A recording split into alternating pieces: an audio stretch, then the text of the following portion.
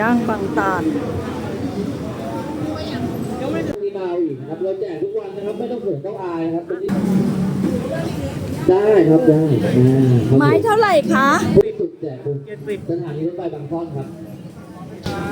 อกอย่างเดียวเท่าไหร่อ่ะอันนี้ก็คืออกอย่างเดียวคะกิจกรรมดีๆกับทางการเราแจกได้นะตรงนี้สุดแจกคูปองมูลค่า20 บาท